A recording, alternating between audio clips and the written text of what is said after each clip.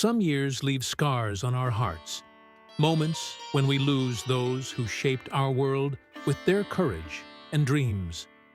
1960 was such a year, a time when stars fell, yet their light still guides us. Their funerals were more than goodbyes. They were gatherings of love and grief, honoring lives that changed us forever. Come with me through those quiet days to feel their loss and their gifts. Let's light a candle and begin the story of 1960, where brilliance lives on.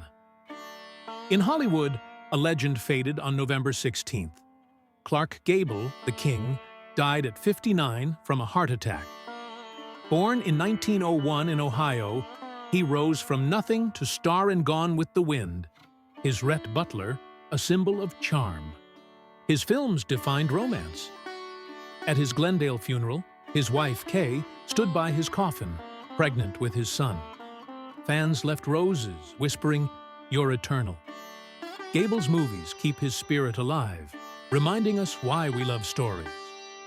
Across the sea, Russia wept on May 30th.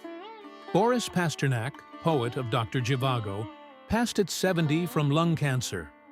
Born in 1890, his novel of love amid chaos won a Nobel Prize he couldn't accept. His words defied oppression.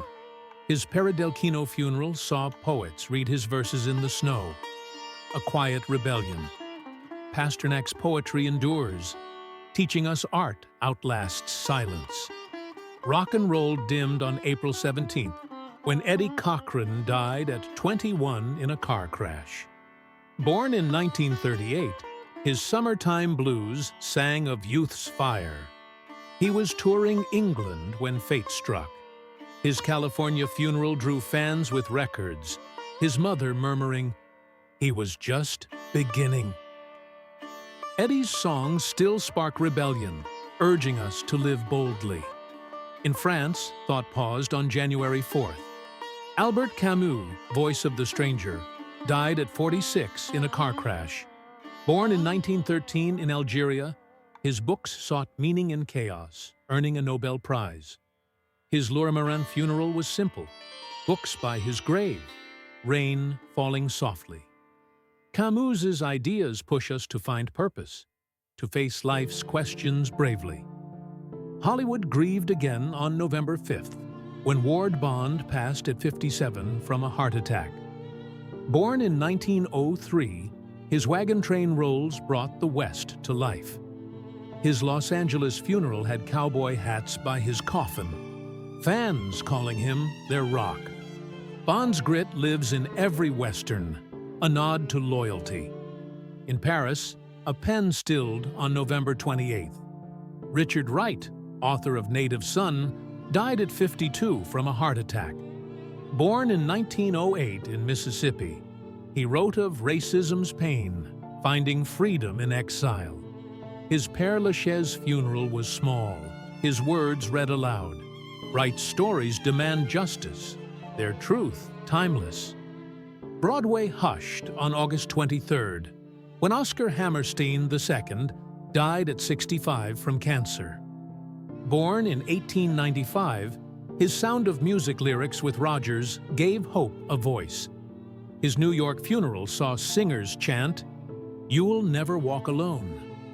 Hammerstein's songs lift us, promising light in darkness. Grace softened on September 25th, when Emily Post passed at 87. Born in 1872, her etiquette taught kindness. Her New York funeral was elegant, roses by her side. Post's wisdom guides us to care, to connect through respect. Laughter faded on November 5th, when Mack Sennett died at 80. Born in 1880, his Keystone Cops built comedy's roots. His Hollywood funeral played his films, a pie by his coffin. Sennett's joy lives in every laugh, healing us still. Baseball quieted on February 25th, when John J. McGraw passed at 87. Born in 1873, his Giants won 3 World Series. His New York funeral had a bat by his coffin. tales of his fire shared. McGraw's passion swings in every game, urging us to fight on. Music mourned on December 7th, when Clara Haskell died at 65 after a fall. Born in 1895 in Romania, her piano sang Mozart's soul. Her Paris funeral held her melodies, a rose on her coffin. Haskell's notes whisper beauty, calling us to feel deeply. The stage dimmed on January 1st, when Margaret Sullivan died at 50, likely by suicide. Born in 1909, her shop around the corner rolls glowed with heart. Her Connecticut funeral was private, scripts nearby. Sullivan's truth shines, urging us to hold tight to love. A voice stilled on January 28th, when Zora Neale Hurston passed at 69 from heart disease. Born in 1891, her Their Eyes Were Watching God celebrated Black life. Her Florida funeral had wildflowers, her stories read. Hurston's tales soar, teaching pride in our roots. Britain grieved on July 6th, when Aneurin Bevan died at 62 from cancer. Born in 1897, his NHS gave health care to all. His Welsh funeral drew thousands, his scarf on his coffin. Bevan's care heals, showing compassion's power. Italy wept on January 2nd, when Fausto Coppi died at 40 from malaria. Born in 1919, his Tour de France wins inspired millions. His funeral saw cyclists ride in tribute. Coppi's drive pushes us to chase dreams, no matter the road. These were 1960s stars: Clark Gable, Boris Pasternak, Eddie Cochran, Albert Camus, Ward Bond, Richard Wright, Oscar Hammerstein II, Emily Post, Max Sennett, John J. McGraw, Clara Haskell, Margaret Sullivan, Zora Neale Hurston, Aneurin Bevan, Fausto Coppi. Their funerals were moments of pause. In Glendale, Gable's fans vowed to watch on. In Paradelkino, Pasternak's words rose. Cochran's songs played in tears. Camus' thoughts took root in rain. Bond's West stood firm. Wright's truth echoed in Paris. Hammerstein's melodies rang. Post's grace lingered. Sennett's laughter flickered. McGraw's fire burned. Haskell's notes drifted. Sullivan's heart stayed. Hurston's stories bloomed. Bevan's care warmed. Coppi's wheels spun. They're not gone.